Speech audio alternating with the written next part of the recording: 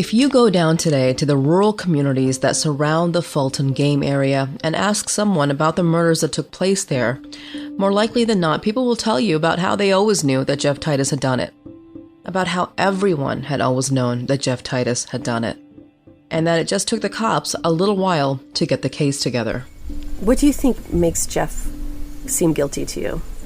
Well, his alibi obviously completely fell apart, and I don't know a lot of the details of it. I know a lot of people in the community that knew that he was kind of crazy and very protective of his land. So it seems likely to me, and everything fit for me in my head. Like I said, I know that dude didn't like Doug being where he was hunting. He called it his corner of the property. Who'd you hear that from? I'll meet your friend that lives in Mendon. Okay. Yeah, he told me about all this after the fact. I didn't know about all this, but he's the one that told me about all the gunshots and all that stuff that had been going on for years out there, warning people to stay out of there. Gary Kremble is one of the few people who knew both of the victims in this case.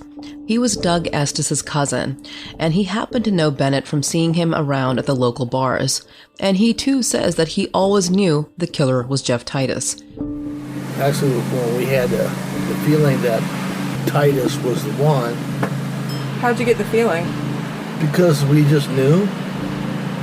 We knew it. But you didn't know him. It seems like someone must have told you, or... No, I didn't know him, but I just got a good judge of how people that are territorial and their land backs up. Who in the hell else could have been? Skeeter Cerny, a family friend of the Bennetts, also remembers hearing all about the territorial landowner who'd finally lost it and killed 2 men on the public game land. That's the way it sounded to me, because he was pissed. The way I understand, he was pissed at where he hunted. People were going in there and screwing up his hunting, and he just got tired of it and went nuts and shot him.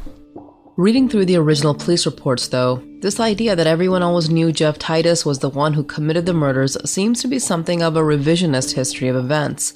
Because for one thing, aside from the people around Fulton who knew Jeff Titus personally, most of the witnesses who knew Jim Bennett and Doug Estes had never even heard of Jeff before his arrest in 2001. Had you ever heard of him, though, like this guy? Never heard of him. I don't even know his name now. What was his name? Titus. Jeff Titus. Don't ring a bell. No. Yeah. Did anyone call in about Titus? Never. Oh, really?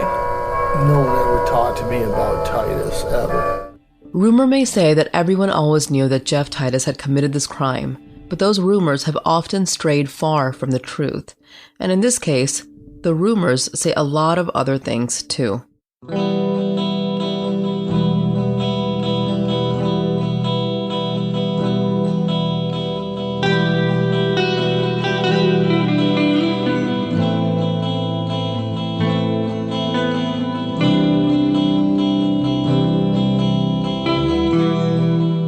Hi, and welcome to Undisclosed. This is episode 8 of The State vs. Jeff Titus. My name is Rabia Chaudhry. I'm an attorney and author of the New York Times bestseller Adnan Story, and I'm here with my colleagues Susan Simpson and Colin Miller. Hi, this is Susan Simpson. I'm an attorney in Washington, D.C., and I blog at The View from LL2. Hi, this is Colin Miller. I'm an associate dean and professor at the University of South Carolina School of Law, and I blog at Evidence Prof Blog.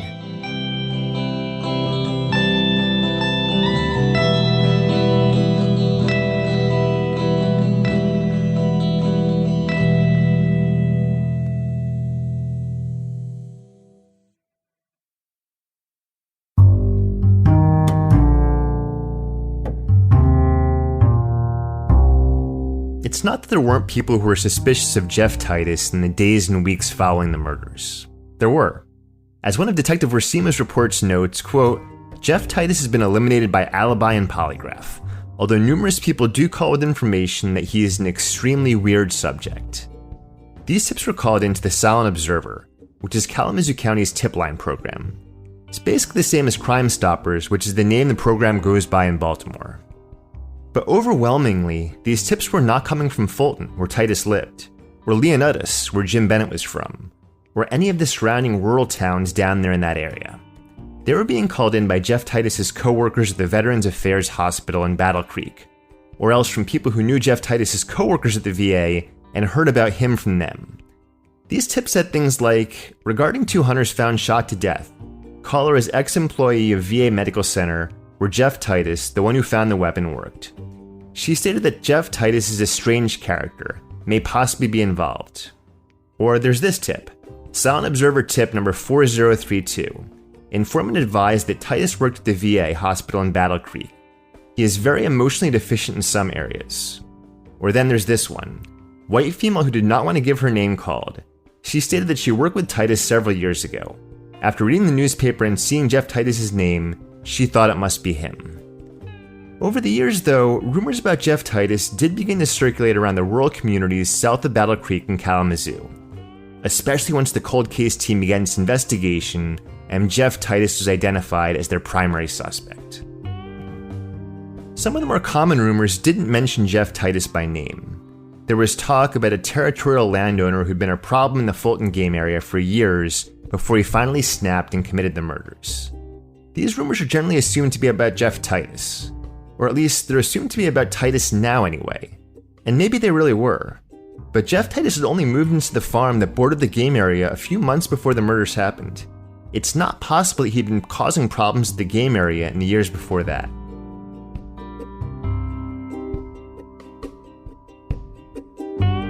A lot of the rumors going around about Jeff Titus have to do with what exactly led to him finally being arrested 11 years after Jim Bennett and Doug Estes had been killed. For instance, from what Skeeter Cerny has heard, investigators were finally able to arrest Jeff Titus because he'd gotten caught admitting that he'd done the crime. Or it was in the bar in Athens he was bragging about doing this. So you've heard he bragged at a bar? In Athens, yes. Would that be the office, I guess? I don't know. Right. There's only one bar. Yep. It's still called that, I don't know. If he did... Someone heard it. If he did, no one ever told the police. There was a lot of rumors going around. Well, God only knows. I'm wondering if it was Titus they were talking about, or if it was someone else. Yeah, it was Titus. Are you sure? Okay. Sure. I mean, they said his name, Titus. This rumor about Jeff Titus having confessed to the murders at a bar is one that Jacinda and I heard a lot, though the details of it often varied. Sometimes it was said that Jeff had made his confession at a bar called The Office in Athens, while others recall it taking place at the Thunderhog, the local watering hole in Leonidas. Gary Krimble, Doug Estes' cousin, has heard all this same talk as well, though Gary Krimble does not believe that these particular rumors about Jeff Titus are true. So Skeeter remembers hearing stuff around the bars, like people who, just talking and stuff. Yeah, I think that all that was just freaking talk. Because I don't think Titus, I never seen Titus in that bar, not one time. I've heard stories about someone confessing in a bar. I don't know if you ever heard anything like that. There's always somebody confessing to something they never did because they're just losers and they want attention. Gary Krimble is right. He wouldn't have ever seen Jeff Titus at the bar. Jeff Titus didn't go to bars and wasn't really much of a drinker in general. So if there was someone confessing to the murders at a bar, well, it was not Jeff Titus. There's another rumor, though, that I'm even more curious about. It came from a friend of Jim Bennett's who'd once bartended down at the Thunderhog. And it was the kind of rumor that the man hadn't realized was a rumor at all. He'd been under the impression that it was a well-established fact of the case. That farmer, he told us, the one who was convicted of killing Jim and the other hunter, well, it turned out that it had been his son who'd gone to the bar and confessed to the murders on the very day that they happened. Except Jeff Titus doesn't have a son. He does have 2 daughters, but they were 7 and 4 years old when this crime occurred. So it seems reasonably unlikely anyway that either of them would have been down at the bar that night, whether confessing to murders or otherwise.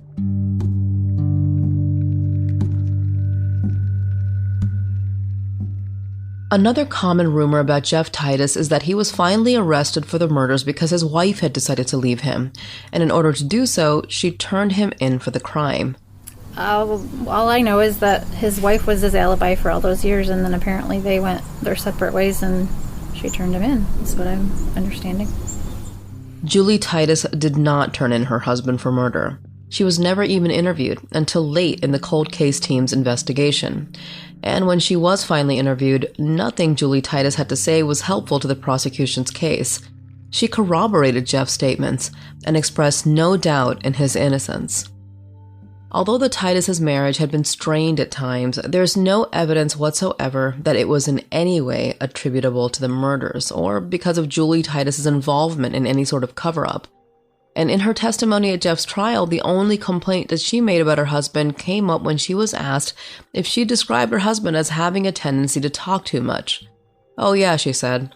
"The girls and I used to get upset with him because we'd be waiting in checkout at Myers or Kohl's and he would turn around to the person in back of us and just strike up a conversation. Yeah, he likes to talk."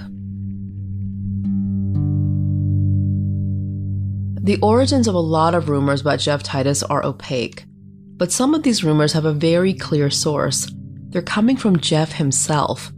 That was the case about one of the early tips called in about Jeff Titus that was neither from the Fulton area nor from Titus's co-workers at the VA. It was from a man named Dan Israels, who called the sheriff's office 2 weeks after the murders to report a suspicious conversation that he'd had with someone while out at Fort Custer. He'd been out there with his father and girlfriend to attend a special hunt being held there, and while waiting in line to check in, he had talked to a man.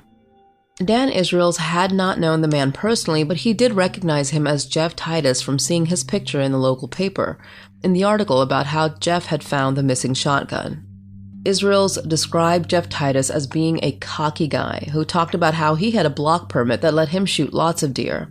And Israels could see that in the back of Titus's truck he had 5 doe and 2 buckheads that he was bringing in to register.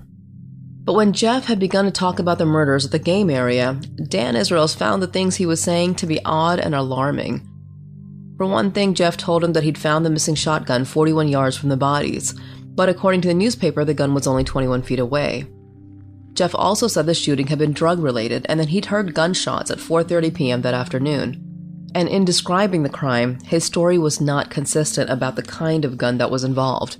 He mentioned 3 different kinds of weapons: a double barrel, a pump-action shotgun, and a muzzle loader. At Jeff's trial, Dan Israels testified that Titus had not exactly been bragging at the time, but that he had also not been holding back about the fact that the murders had happened not far from his property, which Israels found to be strange. Israels also found it strange that Titus was, quote, even talking about it and specifically stating certain things that happened at the scene. In other words, Titus seemed to know specific details about how the crime was committed, like how both victims had been shot in the back.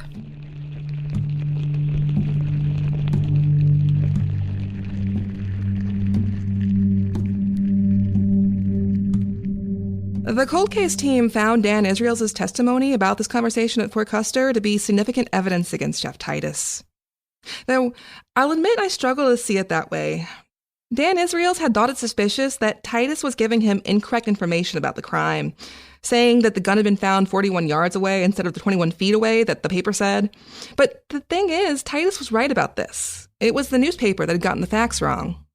And although Dan Israels had been confused by Titus mentioning 3 different kinds of guns, from context, that also makes sense to me. The muzzleloader and the pump action were the victim's shotguns, and the double barrel sounds like Titus speculating in the same way that Detectives Ballot and Warsima do, when talking about possible reasons for why no fresh shotgun shells were found at the crime scene. If you're using a pump shotgun, the first shell is going to be ejected when you rack it back for the second shot. At that point, that second shell can stay in the chamber, but you'd have to pick up the first shell that got ejected after that first shot. Otherwise, the scenario was kicked around along with all the other hearsay and various other things that have floated around, that somebody used a double barrel shotgun. With a pump shotgun, if you fire 2 shots, you'll necessarily eject at least 1 casing. But with a double barrel shotgun, it would be possible to fire 2 shots and not have any casings be ejected. There is a part of Dan Israels' story, though, that would be incriminating for Jeff Titus. According to Israels, Jeff Titus told him that he'd heard the gunshots that afternoon at about 4:30. And if true, that would destroy Jeff's alibi, because at 4:30, Jeff says he was up at the Shepherd farm north of Battle Creek, not at his own farm. But his testimony at your trial, was that accurate about what you said? That you told him that you'd heard the gunshots at like 4:30? No, I didn't hear them. They said the gunshots were around 4:30. I wasn't there. But you knew the gunshots were around 4:30 at the time? That's what the report said, and it was said to me. As Jeff Titus remembers it, his conversation with Dan Israels had been innocuous. People had been asking him about the murders, as they often did, so he told them the stuff he knew about it. That was it. But if that was really all it was, then why would Dan Israels have felt compelled to report this conversation to the police? Israels didn't know Titus. He had no reason to lie or to want to get Titus in trouble. So what made him think this was something he needed to tell the police about? Well, there were other witnesses to this conversation out at Fort Custer who may be able to shed some light in that. So he did go around saying, I found the gun, but the cops couldn't? Yeah. That probably was one of the worst mistakes he made, because he did that out, we were hunting government property, and he did that while we were all standing in line, and there was a couple people that testified against him. Oh, you were there when Dan Israels? Myself, my dad, and Jeff, and we were all standing in line. That's Kelly Warren, the daughter of Jeff Titus's friend, Big Jack Warren. We weren't actually with him. We ran into him out there, and then he just stood in line with us. And my dad knew quite a few of the people that were there and was talking to different people. So, but that couple, it was real obvious that Jeff offended them or bothered them by what he was saying about that if the cops really had walked hand in hand, like they said, and walked along through there, that there's no reason why they should have missed that gun. And my dad tried to get him to stop talking about it, because you could see that they were upset about the situation, the conversation, and that's why I say it was Jeff just being he was bragging about it. Yeah. Did he realize that the people were upset, or is he just? I don't know. Sometimes he seemed oblivious to stuff like that. Kelly Warren doesn't remember Jeff Titus saying anything that day that in her view was incriminating. She doesn't remember Titus saying anything that would have led her to believe he was involved in the crime. But what she does remember is Jeff Titus making things uncomfortable by refusing to change the topic of conversation, even when to her it seemed obvious that he should have.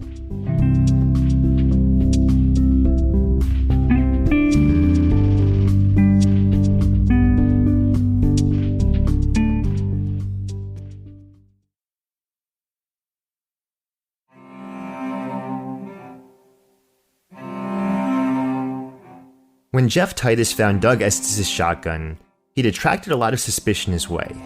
But even before that, before he'd come up with the missing gun, there were some people involved in the case that had been suspicious of him. People like Bobby Brown, the stepson of Doug Estes, who'd been out hunting with him that day and ended up being the person to find the bodies. The first time that Bobby Brown had met Jeff Titus had been the day after the murders. Bobby had gone back to the crime scene with the detectives in order to go through the prior day's events with them and to show them where everyone had been. And to get into the game area, they'd cut across through Titus's fields. The second day, when they took me out there and I seen him raking his yard like that, and I remember that was the first time I seen him. He was standing out there raking his yard with a 44 on his side with his two little girls. I remember saying to the cops that, you don't find that odd? Raking his yard with his two little girls and he needs a sidearm? There had been a murder, just over the hill, though. Yeah. I don't think I would have been out raking the yard with a sidearm. I just wouldn't have went outside. When Bobby Brown first saw Titus, he'd immediately thought he'd seemed odd and suspicious. Why was he outside with his two little girls when a double homicide had happened so close by just the day before? And why was he armed like that? The next night, the police brought the stepson back, and they stopped at my house, and I was there in my yard, and I was wearing a pistol. And he said, we had a big old cannon strapped to his hip. Well, it was a .357. And I wore that after that because I never knew, like I say, you didn't know who shot him, what was going on, and for my own protection and my family, I went around with a gun on me. And I had a gun in each of the barns. That if somebody come, I had a place where I could go to defend myself. Bobby Brown isn't the only person who thought it odd that Titus went around armed after the murders. But every time this has come up, I found myself wondering if maybe there was something else going on here that people aren't quite able to articulate. Something else that was causing them to perceive Jeff Titus as suspicious or odd. Maybe something about the way that he wore the gun or his demeanor, I'm not sure. Because Michigan is an open carry state, and the case file describes other people carrying pistols like the one Titus had about the game area without causing apparent alarm. Because I'll admit, I'm not used to hearing folks out in the country express alarm about someone being armed, especially when a double homicide has just occurred nearby. Or maybe what made Titus strange to folks is that he was alarmed by the killings. Because not all of Titus's neighbors seem to have been particularly bothered by the shootings. In January of 1991, the Kalamazoo Gazette ran an article that quoted neighbors who lived in the area, including Jeff Titus, about their reaction to the recent murders. Titus said that since the shooting deaths, he never enters the woods without a gun at his side. The people I hear are edgy, and I think it'll put a lot of people at ease when they catch the person who did this, Titus said. Right now, who knows what to expect? They were local, was it planned or what? But Clarence Jones, who owns and operates the salvage yard at his East X Avenue property adjacent to the scene of the killings, said the incident had not left him uneasy. I lived out here about 27 years, and nothing like that ever happened before this. Things like that happen in the world, and I think it was two people more or less in the wrong place at the wrong time, Jones said.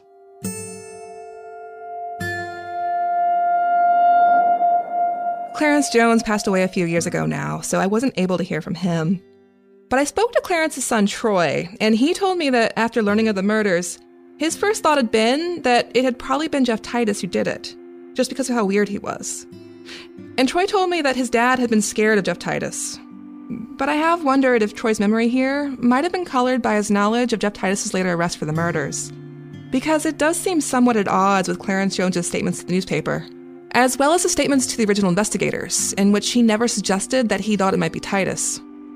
In fact, in the beginning, not long after the murders, most of the rumors had to do with possible drug-related angles to the killings.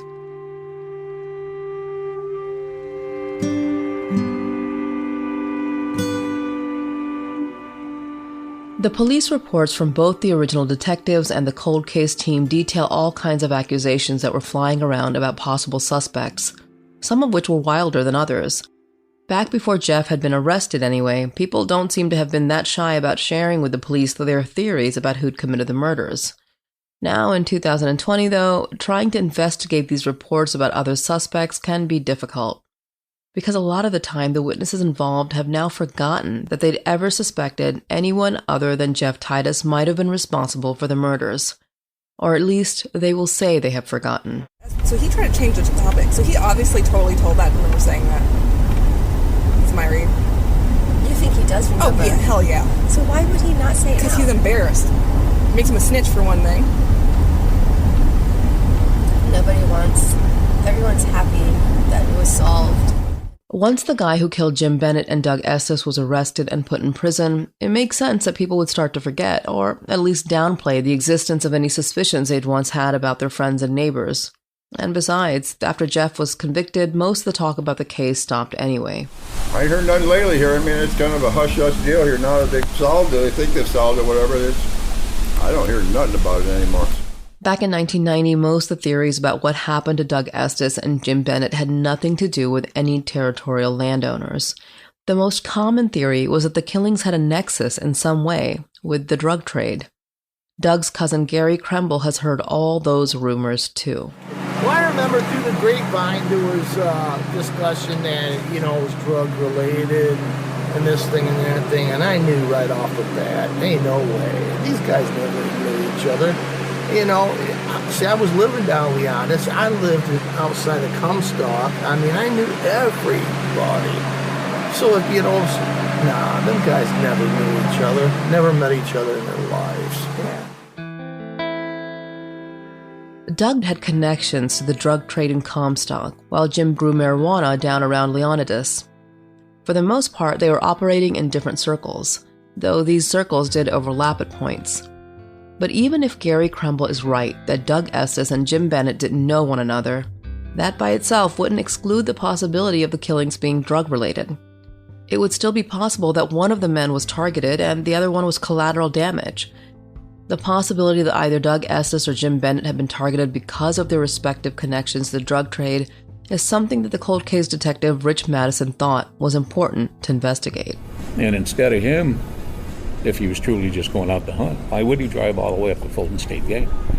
I think it was about a 15-minute drive from his house. And, that just didn't make sense. You're the first person I've spoken to who has said, oh, we were looking at Bennett. It seems like everyone else, the common line I hear is we thought Estes was the target and Bennett was an accident, which I found kind of bizarre because to me it seems the other way.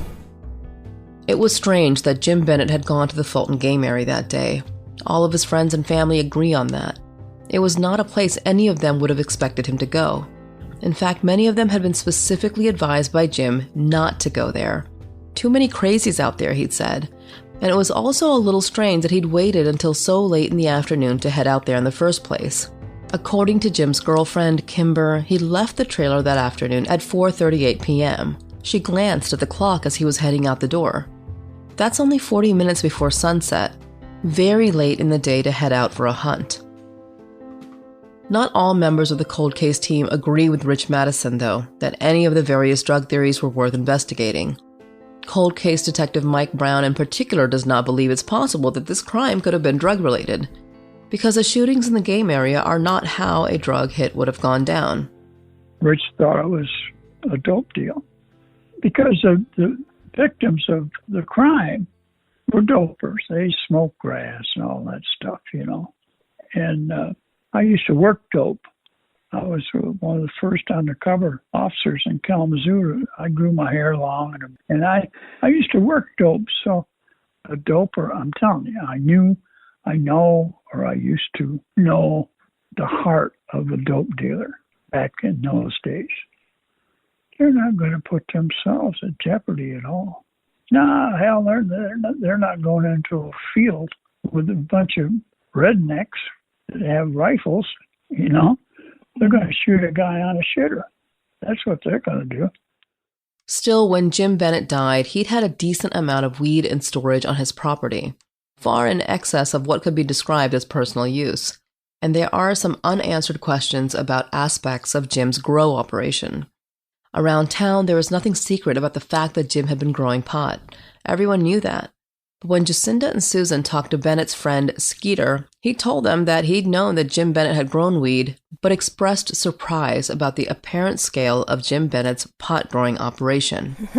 I was a lot of pot, more than I ever knew. I always asked Jim, you got any pot? I ain't got any. Okay, so that's what I've been wondering about. He had what seems to me a ton of pot. Right, that's what I don't get either. Where did he come up with all this pot? I know Jim grew a lot of places. He had two freezers full of it.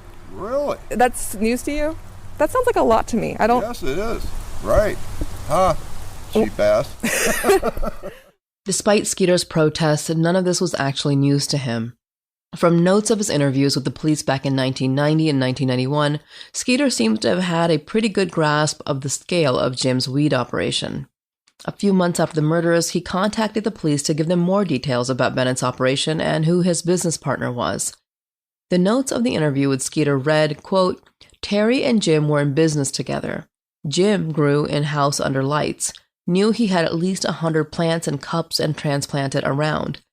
Terry would sell it out of state, etc. Terry had been bragging about having pot in Sherwood, trying to trade pot for cocaine, 100 pounds.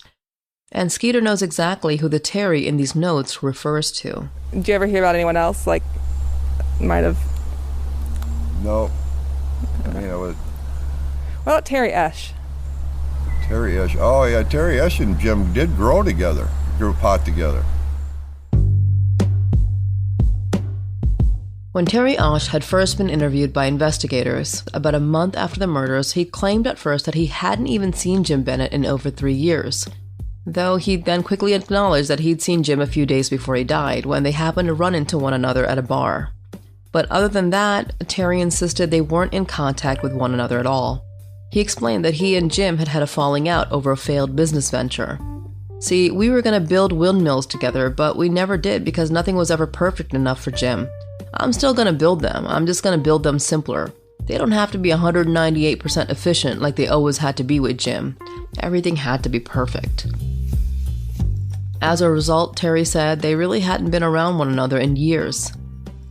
None of that matches up with what others and Leonidas say, though. People thought that Terry and Jim Bennett had still been close, and Terry had been a pallbearer at Jim's funeral. And Terry had become a frequent target of suspicion after Jim was murdered.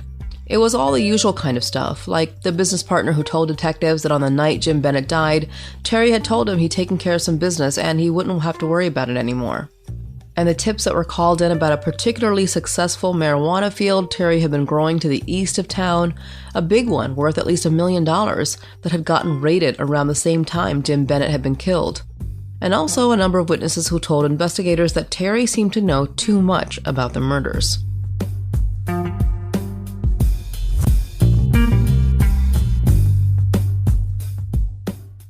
The original detectives had checked into these various leads, but nothing had ever shook out from it. When Jacinda and I went to talk to Terry Esch, he'd acknowledged that he and Jim Bennett had been good friends, and yes, they'd hung out together often. He didn't try to claim, like he had back in 1990, that he and Jim Bennett had stopped being friends years before. Though he did say that when Jim died, he'd actually been real mad at him at the time. Nothing to do with windmills, though. Apparently, they'd been building sheds together out of roofs from RVs, and Terry thought Jim had somehow stiffed him on a deal. Anyway, when I'd asked him about the marijuana field that had been busted around the same time that Jim had died, Terry Esch knew right away what I was talking about. That field hadn't been his, he told me. Oh, sure, he'd gotten arrested after a surveillance camera had filmed him on a motorcycle driving up to check on the field, but that didn't mean the field was his. It was some big-time professional operation, he thought, worth about $1 million. Terry Esch said he'd spotted it while driving around town, and he'd only stopped there so he could check out what the competition was up to. But he told us the same thing that he told the detectives back in 1990 about him and Jim growing weed together. That had never happened, he said. Terry Esch had been happy to describe some of his own grow operations from back in the day, but he was insistent that that had been his own thing. He and Jim Bennett had never grown together. In fact, it was a personal policy of his to never grow weed with friends. That way, he said, when you get ripped off, you don't suspect your best friend. I asked him then, if he and Jim had never grown together, why were there people who were saying otherwise? Well, he said, it's all about divide and conquer, by spreading little rumors everywhere.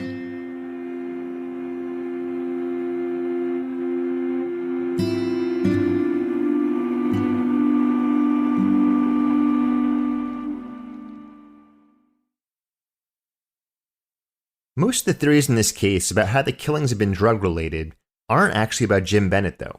More often, these theories focus on Doug Estes. Over the years, there have been a number of people who have come forward with claims that Doug Estes had been the target of a drug-related hit. Doug, they say, had gotten caught up in a bad drug deal and was killed because of it. Jim Bennett had just been collateral damage. Well, there was also motive on the Estes side. There's a family by the name of Middleton that are kind of legendary idiots that live in Comstock. And they were druggies, and they would sell it if they had it, kind of a thing. And information was that Larry Middleton, Estes had fronted Larry a pretty good quantity of cocaine to sell for a profit, then Estes would make a profit. Well, the information was that Larry took the coke, sold it, and went to Florida on vacation. So there was a Hispanic family in Comstock who were the supplier, who were part, it was a complicated thing, who were part of the Mexican cartel mafia organization in Chicago that used to front this family and would front Estes, who was a longtime friend of theirs, then he would distribute some for money and pay them. There were people who were known to have had disputes with Doug Estes, but at least according to Bobby Brown, none of those disputes were of the sort that could have risen to the level of causing someone to put a hit out on him. And anyway, even if there had been someone who had wanted to kill Doug Estes, Bobby doesn't think it could have been in any way related to his death. I know everyone looked at the drug angle because, Doug's history and Jim's history. And did you guys ever think he Did you ever think that was possible? Like he had made someone mad, or he owed money, or he... No, because we didn't know where we was going. Right. We didn't know where he was going, so I knew no one followed us. They had been good to do that. And I was sitting in the middle. I could see the rearview mirrors in my face. You would have noticed. Yeah. Even if someone had wanted to kill Doug Estes, they wouldn't have been able to kill him at the Fulton Game Area, because no one would have known to find him there. Even Doug Estes hadn't known that's where he was going to end up that afternoon. Though there is one witness who says this isn't entirely true. According to one of the witnesses at Titus's trial, there actually had been someone who knew Doug Estes was going to the game area that day, because Doug Estes had told him he'd be there. So you knew he was going to be at the Fulton State Game Area? Well, he came and asked me if I wanted to go. Okay. And the next morning when it came time to go, I said, no, I'm just going to stay here. Well, Bobby said, I'll go, because Bobby had been staying with me. And Bobby said, I'll go instead. I said, cool, go ahead. I didn't want Doug to go by himself. That's Norberto Aganesis, though most people know him just by his nickname Nerve. He was a neighbor of Doug Estes and Bobby Brown, and actually at the time of the murders, Bobby had been living over at Norberto's house. And Norberto says Doug had been in debt to him, though Doug had been doing his best to pay it off. He borrowed cash to pay somebody at the time. I didn't know who it was. I didn't care. And he borrowed a lot. But when it went down to the end, like I said, he brought it down to a couple $100. And I really wasn't even worried about that. It already went, past my mind. Now these other guys, they weren't so friendly, the coke dealers and stuff. But, according to Norberto, this Larry Middleton thing, or whatever the issue was that Doug Estes had found himself in, that had all gotten worked out somehow. I thought he had borrowed the money from me to pay for that. So that's what it was? That's what I thought. I knew, so it seems like he may have fixed the problem, but there was a problem. There was a problem. So I will admit that he borrowed money from me to solve a problem. But that's the only thing I'm admitting. I don't know what the problem was. That's what I'm getting. So you think the problem was fixed? As far as you know, the problem got fixed? As far as I know, that part of the problem got fixed. According to how Norberto remembers it, Doug Estes had other problems, though, that he'd not yet been able to fix. And he'd had people who might have had reason to be out to get him. Aganesis? Yeah, he was connected with the Reyes family, R-E-Y-E-S. And the information was, Aganesis told me this himself. But he had a criminal history that, they would have, but they didn't even try. I mean, if he had gotten up on a stand, if they went that way in the investigation, they would butcher him. I'm still very confused by Norberto Aganesis, because he has a inexplicable story about having known where Estes was going that day to hunt, and that he is supposed to go with them. And I'm like, why would you admit to this? No one else knows where Estes is going. And he's like, and Bobby says it didn't happen that way. There's no other evidence it happened that way, and yet he's jumping up and saying, oh yeah, I knew. Like, is he wanting attention? You're shaking your head now. I don't think it was for attention. I mean, he didn't jump up and say, hey, I kind of looked him up, and he was running a pawn shop at the time, and he had nothing to gain. Norberto truly had nothing to gain by telling the story. He was essentially saying that, yeah, there were people who wanted to kill Doug Estes, but they could have only done so if Norberto had helped them do it. And by talking about the case, Norberto had caused himself plenty of headaches over the years, and it's why he ended up getting subpoenaed to testify at Jeff Titus's trial. No, not when they just come and grab me up, man. I was like, what is this? They said, this is called coming and taking you to court. Willingly, unwillingly, we have a court order to take you to court. Did you stay overnight, or did you just stay, They took me to the jail, put me in a cell, brought me out of there to go to court, took me back to the cell, and I can't remember if I had to stay overnight or not, but anyway, later on they took me back home. But, oh no, wait a minute, I had to find my own way home after court. Yeah, they just let me out and told me, there you go. It wasn't the prosecution that had subpoenaed Norberto Aganesis, though. It was Jeff Titus's defense attorneys who did. Because one of the stories Norberto had told the cold case team had been about how, on the day of the murders, when Doug and Bobby had invited him to go with them to the Fulton Game Area, well, it wasn't because they were going to hunt. The whole deer hunting thing had just been a ruse. They were actually going to the game area to steal Jim Bennett's marijuana crop. Because according to Norberto, Bobby Brown's uncle had been very familiar with Jim Bennett. They did business together. That's how Bobby's uncle had known where they could find Bennett's marijuana in the first place. Actually, Norberto told the detectives he'd personally known Jim Bennett as well, and Bobby Brown must have known him too because Jim Bennett had come by Norberto's house a few times while Bobby was there.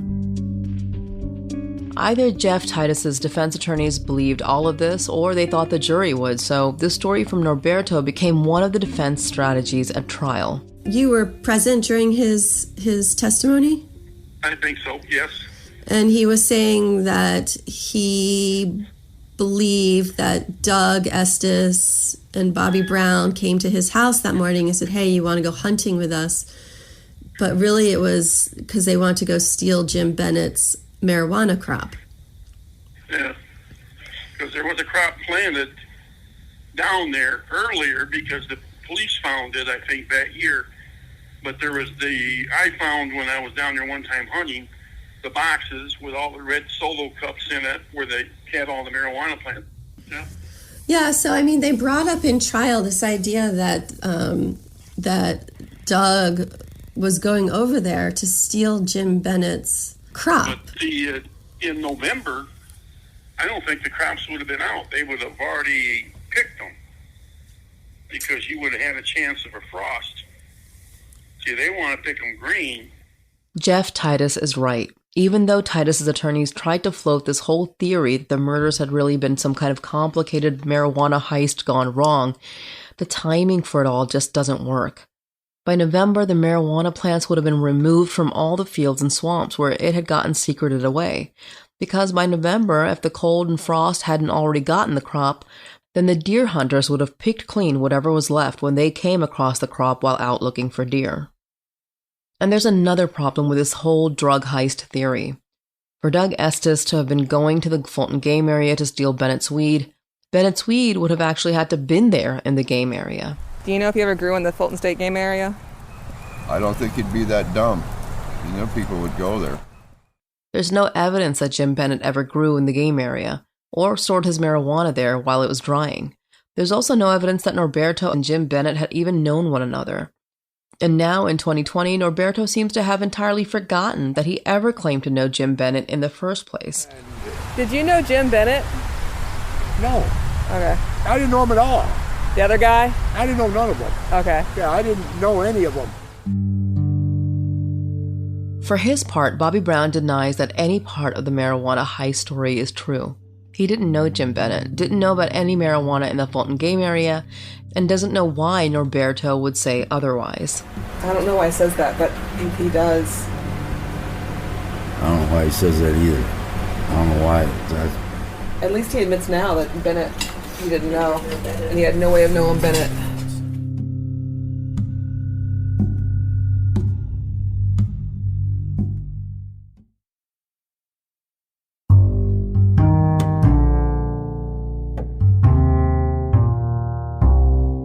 If believed, though, Norberto Again's story would make Bobby Brown a potential suspect in the case.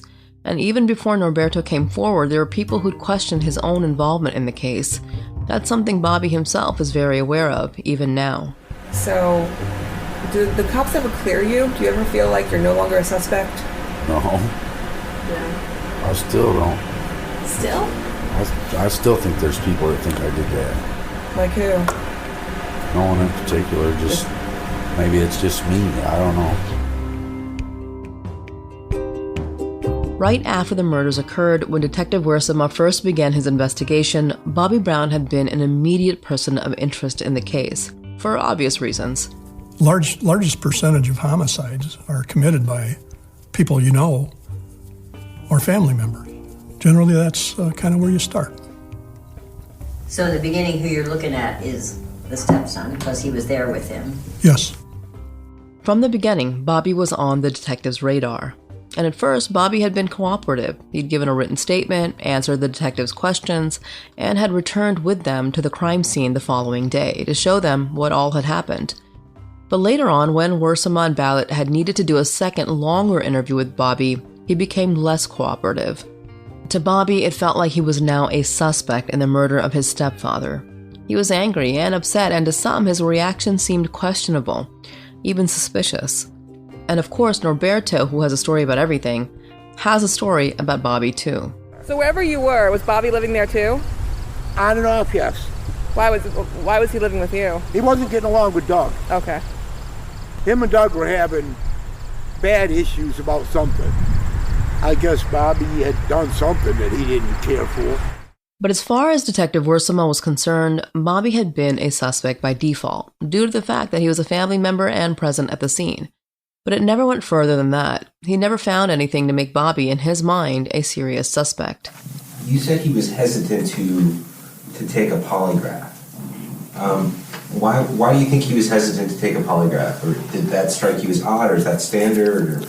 Well, he's Bobby Brown, Robert Brown. Bobby is a child of the streets, and I'm sure he's heard all the stories about polygraphs. I think he distrusted the idea of taking a polygraph and comes from that type of a family where they would have distrust. Eventually, Bobby gave in and submitted to the polygraph. So, do you think the cops keep hassling me after that? Oh yeah, they did. They followed me around, put cards on, and I just turned into alcoholics. All that did. They was putting cards on the door constantly, and I was avoiding them. I'm not going to say I wasn't. Are there notes, or they just put the card in the door? Their card, just a little badge in the door. Just to remind me that they're watching? They wanted to talk to me. I knew I had warrants. I didn't want to talk to them. Warrants for probably stupid shit, driving without a license, whatever. He's like, I'm not worried about the warrants. My dad's like, you need to get a hold of them detectives. They're driving me nuts. So I called him and I'm like, well, what's up? He's like, you need to come. Why don't you take this polygraph test? He's like, I'm not worried about your warrants. I don't give a shit about that. He's like, that's not why I want to see you. Just come down here. So I told my dad, well, see you later. I'm going to turn myself in. Walk down there. Like literally walk across the street? Yeah, I walked down there and he didn't say that I flunked it or anything. He just said some stuff wasn't jiving, or I don't remember how exactly he put it, but I felt my ears get hot. Like, I couldn't believe what he was saying. I was thinking, you son of a bitch. Like, you know I didn't do this shit. Why are you saying this? And my dad told me when all that stuff happened, he told me, pay attention to what they're saying, because they like to put words in your mouth. He wasn't lying.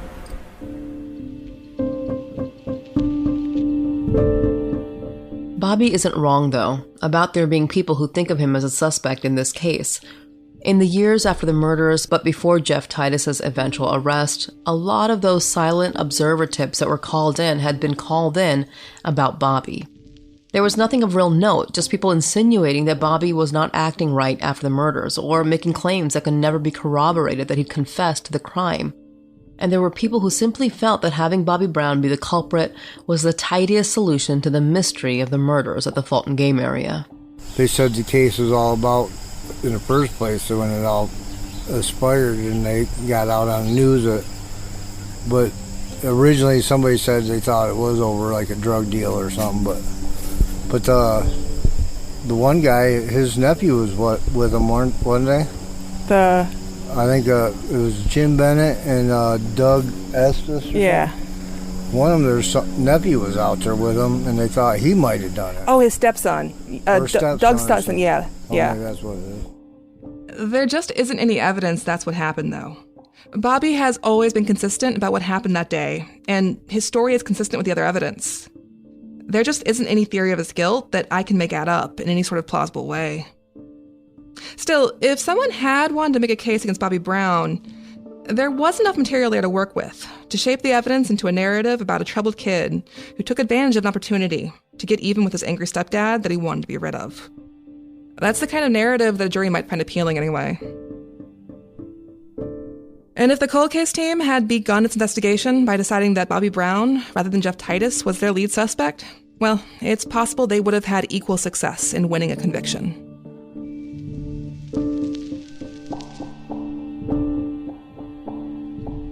Jeff Titus had also heard all these rumors about how the murders were supposedly some kind of drug deal gone wrong. Because at the beginning, that's what everyone had been saying. So when he spoke about the murders, which was often, he would describe them in those terms. Some of the detectives say you put yourself behind bars because of the things you said after the murders. You know, like, I would have killed those guys. They got what they deserved. Well, I look at drug dealers as the root of all evil. Because of them, you have shootings, you have robberies, you have everything going on because guys are stealing to get drugs. And I'll have no qualms about that. Because everything I see is related to drugs, is them doing stuff to get their drugs. They don't care what they do, what they take, who they hurt, or anything. Wait, are you saying you would have no qualms about shooting a drug dealer? No, I wouldn't shoot them, no. They want to kill themselves, all fine, well, and good. Like I say, if another drug dealer killed them because they were dealing drugs, that's between the drug dealers. Jeff, the things that people say you said, right? This is where I get hung up. Jeff often seems to be unaware that others can find his statements to be uncomfortable or even shocking. And from what Kelly Warren remembers from that day in line out at Fort Custer, it's not hard to see why at Jeff Titus's trial there were people like Dan Israels who came forward to testify that Titus had made statements that, in their view, were incriminating. Or at least had an incriminating subtext. Why were they upset, do you think, the couple? Pardon me? Why was the couple upset?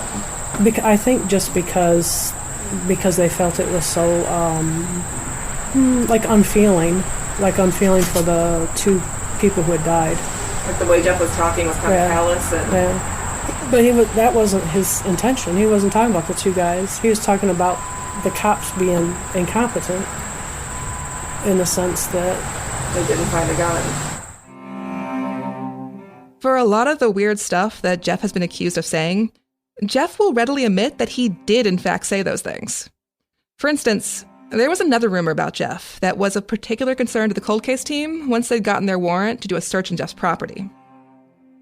And as Jeff acknowledges, this rumor came directly from Jeff himself. I mean, it's just like I said. I told people, I said, my house is wired. You break into my house, I'll be picking up your body parts. What? And because I lived in the country, I didn't have no burglar alarm or nothing. It'd be easy just to pull up in my yard and rip me off and steal everything. But we never had a problem. Was it actually booby-trapped? No. You just said it was? I just said it was. Everybody knew that I went to, well, I talked about it. I've been to mine warfare and demolition school in the military and stuff. So you were putting out the story that you had a booby trap, but you never had a booby trap. My house was booby trapped. If you broke in, I'd be picking up your body parts. But you actually never did that to your property? No, I didn't do it to my property. Okay. So it was a combination you would say that you had, and people knew you had the experience, and they believed you. Yeah. But you didn't even have an alarm system. No. But no one ever bothered the house, and we lived there for over 10 years. Well, you can't argue with results, I guess. But Jeff's rhetorical security system is the kind of thing that will get people talking. And talk they did. The cold case detectives are likely right. Jeff Titus probably did put himself behind bars because of the things he said after the murders.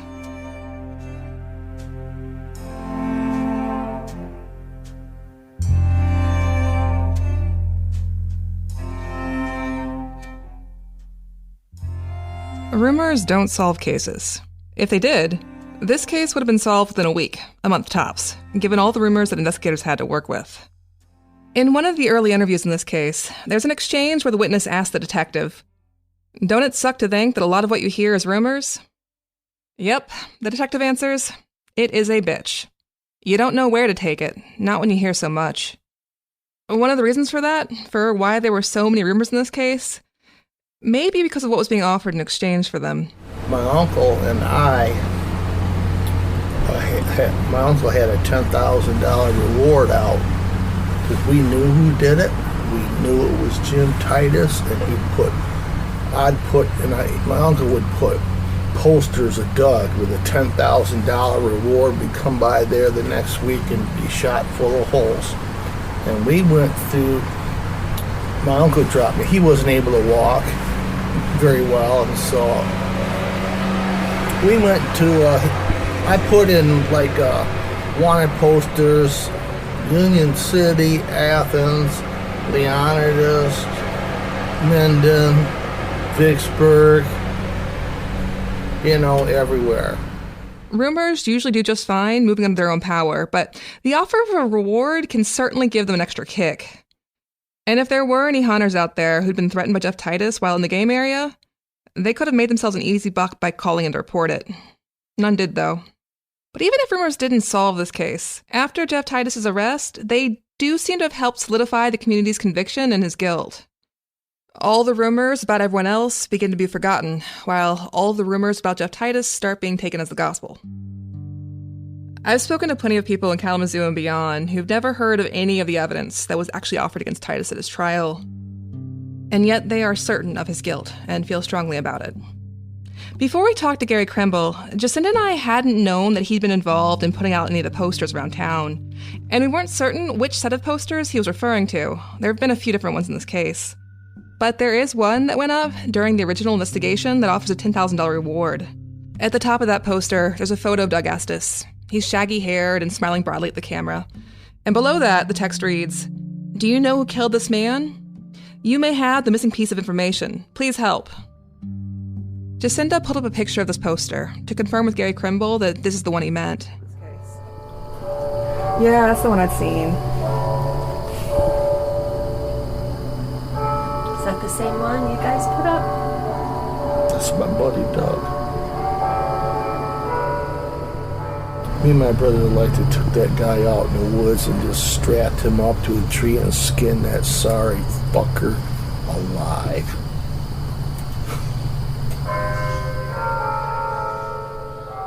The posters that Gary Krimble helped put up around Fulton and the surrounding area, the ones offering a $10,000 reward for information leading to an arrest, did not ultimately generate any leads about Jeff Titus. Nor did any of the tips called in about any of the other suspects in this case ever lead to an arrest. 10 years later, when the cold case team reopened the investigation, they decided to give the reward posters one more try, though. This time, the reward amount was smaller. They were only offering $5,000 now, down from the previous 10, but the cold case team went with a more targeted approach. They printed out hundreds of flyers that stated investigators had developed intelligence that suggested a specific perpetrator of the double homicide, and were now seeking information about him. Although the flyers did not identify Jeff Titus by name, from context, those flyers left little doubt about who it was that the investigators were hoping to get information about. You knew the flyers were about you. What? You knew the flyers were about you. Yeah. Because they were at the VA, they were in Athens, and they were in my guard unit. Yeah, so it didn't take a whole lot to figure that out.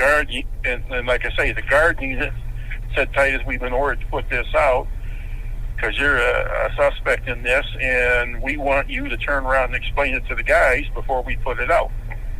So they had you. What I did. They had you pass the flyers out to your own. Yeah. They had a formation. They said these flyers are coming out, and they asked me to explain it, and that's what I did in the formation. And then, of course, those people turn around, they're like, that's so weird. I'm going to the police right now. This guy's so, has so much hubris that he thinks he can just pass out the flyers himself. Yeah. The cold case team's strategy worked. Once those flyers went out, the calls from Jeff Titus' co-workers started pouring in. Next time on Undisclosed.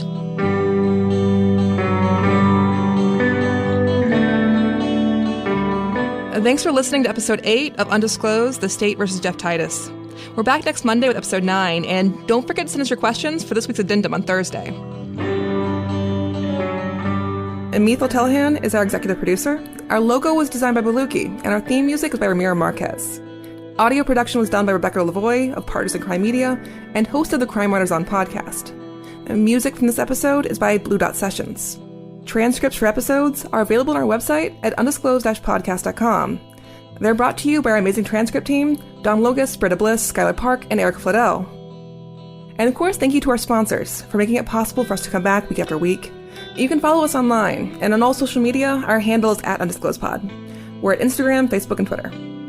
And if any of our listeners out there have information on Jeff Titus' case that they'd like to share, we'd love to hear from you. You can reach us at undisclosedpodcast@gmail.com, or you can call and leave a message at 410-205-5563. That's all for this week, and thanks so much for listening.